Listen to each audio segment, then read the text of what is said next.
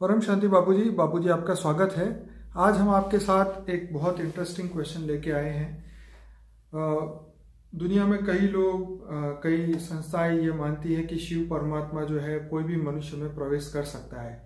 क्या आप इसके बारे में क्या कहना चाहते हैं? क्या ये पॉसिबल है? परमात्मा शिव जो है वो कोई मनुष्य में, चाहे स्त्री हो चाहे पुरुष हो, क्या शिव परमात्मा मनुष्य में प्रवेश करेगा? सबसे पहला क्वेश्चन। देखो, शिव निराकार या शिव आकारी, शिव शक्ति जो आकारी है, शिवपुरी में रहते हैं, वो दूसरों में क्यों प्रवेश करेंगे? ठीक है। और दूसरों में प्रवेश करेंगे तो अगर शिव निराकार भी प्रवेश कर लेता है तो वो शिव निराकार में जो पूरे ब्रह्मांड को सर्जन करता है और ब्रह्मा के 100 साल तक उसको मेंटेन करने की ताकत है। तो शिव तो परम प्रकाश का है, निराकार शिव परम प्रकाश है। तो वो तो आत्मा के सामने तो कुछ भी नहीं। वो तो धरती पर अगर ये इसका धरती पर ये निराकार धरती पर भी आ जाए ना तो भी पूरी धरती को 1 सेकंड में परम प्रकाश में कन्वर्ट कर दे, पूरी धरती को। तो कैसे एक मनुष्य में आएगा, किसी एक आत्मा में आएगा? वो तो धरती पर परम धाम छोड़कर वो कैसे आएगा? आएगा ही नहीं। मतलब भारत के कोई भी शास्त्र में वैसे भी नहीं लिखा कि शिव परमात्मा या कोई भी देवी देवता जो है मनुष्य में किसी में प्रवेश करे। शिव ने आज तक किसी एक बुद्धि चलाओ कि शिव निराकार के अंदर इतनी पावर है कि वो पूरे ब्रह्मांड को चलाता है।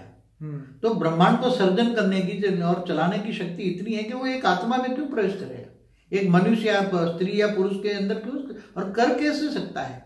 वो तो धरती पे वो निराकार परम धाम छोड़कर अगर जहां जहां भी जाएगा तो वो सारी दुनिया, उसकी ग्रेविटी की पावर इतनी है कि वो सारा सब कुछ उसमें समा जाएगा, खेल खत्म हो जाएगा बाबूजी। सब कुछ उसमें समा जाएगा।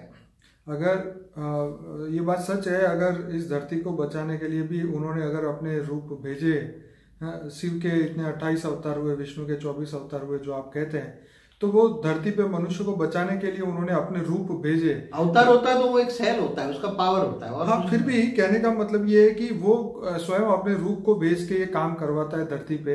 अगर शिव को प्रवेश करने की जरूरत होती तो शायद वो अवतार ना भेजते। वे किसी में प्रवेश ही करके काम कर लो तो फिर ये अवतार या रूप की कोई जरूरत ही नहीं थी। दूसरी बात, रावण जैसे राक्षस को मारने के लिए भी राम को धरती पे भेजने की क्या जरूरत थी? कोई भी उसके जो रात को सोता है वो चौकीदार में प्रवेश करके मार के चले जाते हैं। पर ये मतलब ये इतना सोचने वाली बात है कि इतने अवतारों को भेजने के बाद मनुष्य को इतना प्रेम करते हैं वो कि बार बार अपने रूपों को भेज के धरती को बचाने की कोशिश उन्होंने की है। तो मनुष्य में क्यों प्रवेश करेंगे? यही बात जो है आज लोगों को समझ नहीं आ रही है। मगर कई जो अब क्या गए पत्थर बुद्धि के हैं, अब उसको ज्यादा क्या कहें, जिनका दिमाग नहीं चलता। अच्छा बाबूजी, ये बताइए कि देवताएं भी प्रवेश करके काम करते हैं या नहीं करते? मनुष्य देवता भी वो एंजल के रूप में आते थे धरती पर, तो किसी में प्रवेश नहीं करते हैं। आज तक मैंने तो कई शास्त्र सारे पूरे पढ़े, कई आते थे। प्रेरणा देने की बात तो सही है कि वो तो रेत मार के भी है। ऐसे तो गीता ज्ञान भी रेत मार के ऑलमाइटी ने सुनाया है। हाँ। और रेत मार के बुलवाया कृष्ण के द्वारा। कृष्ण साकारी रूप है ना, ऑलमाइटी का साकारी रूप है। कोई कहता है कि उसके अंदर भगवान कृष्ण में काल ने प्रवेश करके गीता सुनाया। क्या ये बात सही है? कई जो नासमझ लोग हैं जिनके अंदर अज्ञान रूपी अंधेरा छाया हुआ है, वो कई लोग कहते हैं काल पुरुष में, कृष्ण में काल पुरुष ने प्रवेश किया। अरे वो कृष्ण अवतार ऑलमाइटी होता है। ऑलमाइटी कितना बड़ा होता है? अनंत कोटि ब्रह्मांड भी कुछ नहीं, गैलेक्सी का मालिक भी नहीं, यूनिवर्स का भी मालिक नहीं, मल्टीवर्स नहीं, ऐसे बेहिसाब सृष्टि का मालिक है वो।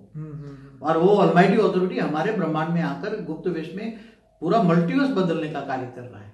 मतलब शिव जो है वो किसी में प्रवेश नहीं, शिव किसी में प्रवेश नहीं। वो तो शिव को भी काल पुरुष कह देते हैं लोग। तो कई जो ऐसे लोग हैं जो बिल्कुल ज्ञान नहीं जानते जी, और अज्ञान रूपी अंधेरे में लोगों को भटका रहे हैं, हमारे शास्त्रों को भी उलट फुलट कर रहे हैं लोग जी।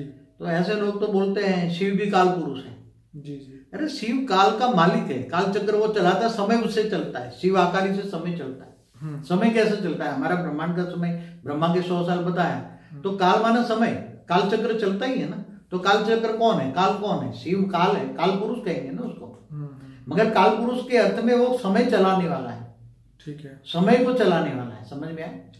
तो चले, ये तो बहुत अच्छी बात है बाबूजी कि शिव परमात्मा किसी में प्रवेश नहीं करते। जो लोग भी ये बातें या दावा करते हैं उनको फिर से इस बात पे सोचना चाहिए कि ये बातें वो ना करे, या फिर अपने जो ज्ञान है उसको फिर से जांच करे कि सत्य ज्ञान क्या है।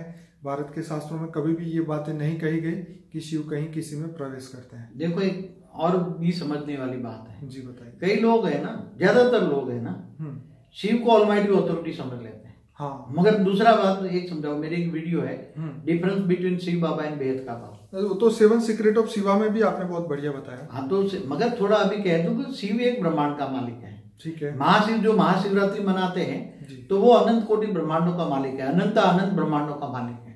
ठीक है। और इससे ऊपर भी परम महाशिव है, यूनिवर्स का मालिक है, परम परम परम महाशिव है जो मल्टीवर्स का मालिक है।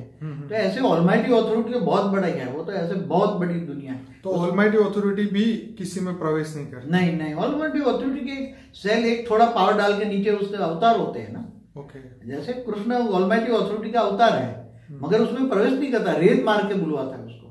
ठीक है। वो ऊपर से रेत मार के बुलवाता है। रेत मारे प्रेरणा देकर बुलवाता है। जी। जैसे पहले नहीं वो सिनेमा चलती थी, ऐसे रेत से वो पर्दे पर रेत पड़ती तो चलती है ना। बिल्कुल। ऐसी तरह वो बताते हैं, जैसे सिनेमा में वो क्या बोलता है उससे चलती है ना, तो पिक्चर दिखाते हैं तो क्या चलती है, थिएटर में क्या चलती है, रेत से पिक्चर चलती है ना। बिल्कुल।